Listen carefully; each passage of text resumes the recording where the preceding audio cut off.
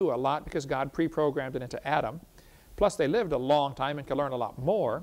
Plus, they lived long enough to pass this on to many generations. Today, an awful lot of knowledge goes to the grave. You know, about the time you know it all, you die. Or by the time you know a bunch of stuff, you die. Imagine if guys like Einstein could live, you know, 800 or 900 years. How much knowledge could they accumulate in a brain like that? So, I think before the flood, they were much smarter than we are today. And some of this knowledge was passed down, and as lifespans got shorter, it began to be lost. And a lot of societies were arranged to try to, secret societies to preserve this knowledge, you know, through different cultures and things like that. But they opened up a grave in South America. The grave was probably made about 1,000 years ago, and found this little gold artifact in there. You can see it next to the dime for scale. Looks like an airplane about this big. The Smithsonian has it, and they have it labeled as a stylized insect.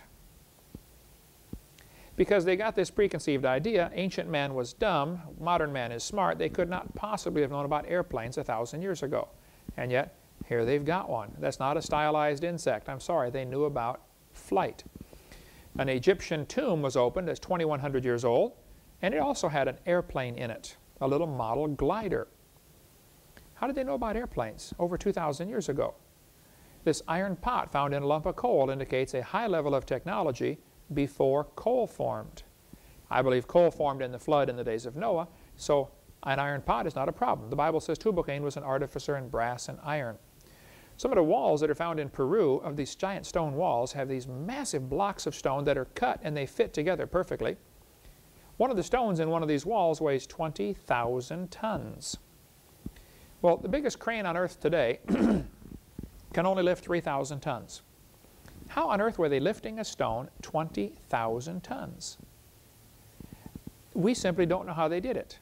Actually, in the book Secret of the Lost Races, the author said, what's truly impossible about the block is that it's the size of a 5-story house and weighs an estimated 20,000 tons. He said, we have no combination of machinery today that could dislodge such a weight, let alone move it any distance. It shows their mastery of a technology that we, as yet, have not attained.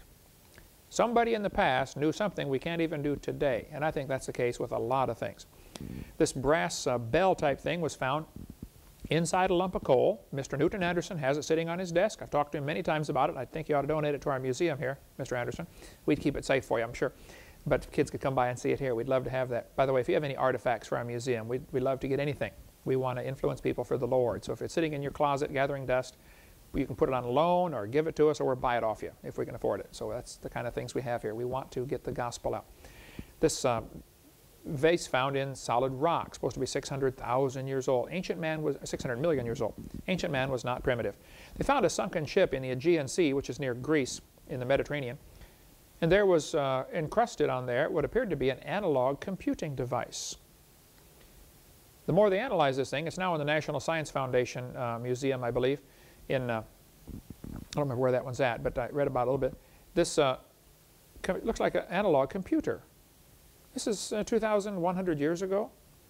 This hammer was found in rock supposed to be 400 million years old by a lady in Texas. Battelle Laboratory said it's 96.6% iron, 2.6% chlorine, 0.74% sulfur. No carbon. And yet it is stainless steel. It won't rot. It won't rust. Carl Baugh's got it in his museum down in Glen Rose, Texas. Apparently they knew about electricity a long time ago because this battery was found in Iraq from about 2,000 years ago. The Egyptians must have known about electricity. This hieroglyphic shows what appears to be wires and a generator or something hooked up to these two snakes. Either the snakes are producing the electricity or they're putting electricity into the snakes. I don't know, but they must have known about electricity a long time ago. They certainly knew about tampering with the skull, about brain surgery. Some of the skulls are found with holes that actually healed up. They did brain surgery and the people lived. One of the Ica stones from Peru shows a man doing brain surgery. Only about 25 of these stones in America. We have 3 here in our museum. This is one of the actual Ica stones from Peru showing a man and dinosaur together. Some of the stones show amputations, people's legs being amputated and artificial limbs being attached. They show heart surgery. Here are some of the tools that they use for the surgery, for the brain surgery. Dennis Swift has spent a fortune and a lot of time studying all about the Ica stones. They knew about reshaping the skulls. Here are some strange shaped skulls that they used for whatever reason. They would shape the skulls.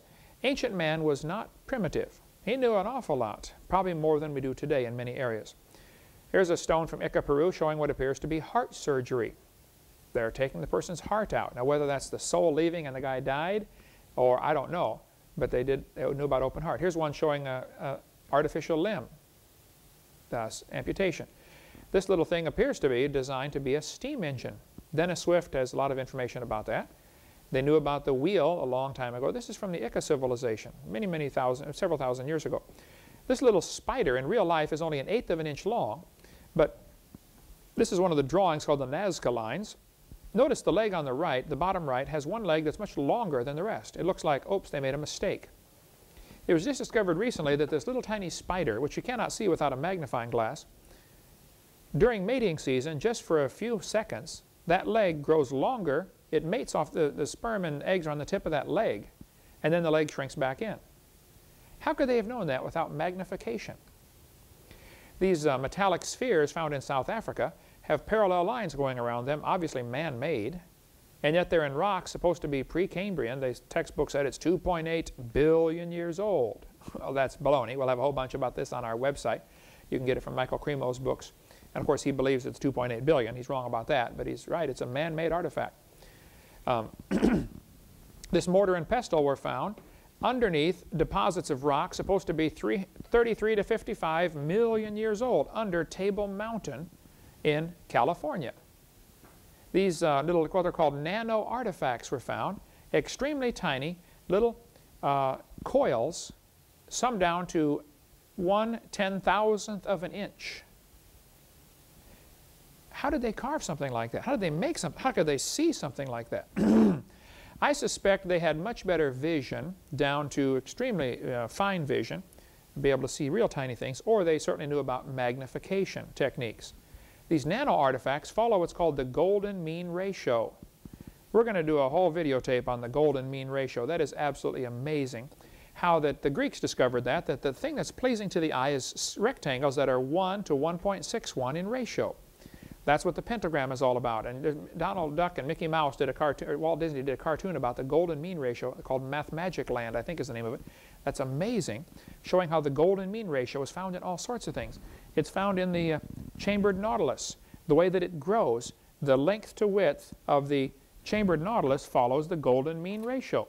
If you take one and cut it in half, I've got one here, you can see the chambers inside as it grows. The ram's horn does the same thing. A sunflower does the same thing. Even the scales on a pine cone follow the golden mean ratio. We'll do a whole videotape on that someday. That's amazing. Okay, next topic. What about the Great Pyramid? The Great Pyramid is amazing. It is the largest building by far on the surface of the planet. Nobody knows for sure when it was built. There's a lot of theories about it. It's much larger in volume than the Sears Tower. There are 4 theories about the Great Pyramid. 2 theories say it's built before the flood. 2 theories say it's built after the flood. And then they divide up into 2 theories say it's built by heathen people. It's just a heathen structure, no big deal. Other people think, no, it's a godly structure and it has symbolism in there for Christianity, or for at least for the Lord. I don't know. It doesn't matter to me. I'll just share you the 4 theories with you. The Great Pyramid is a massive building. It is built in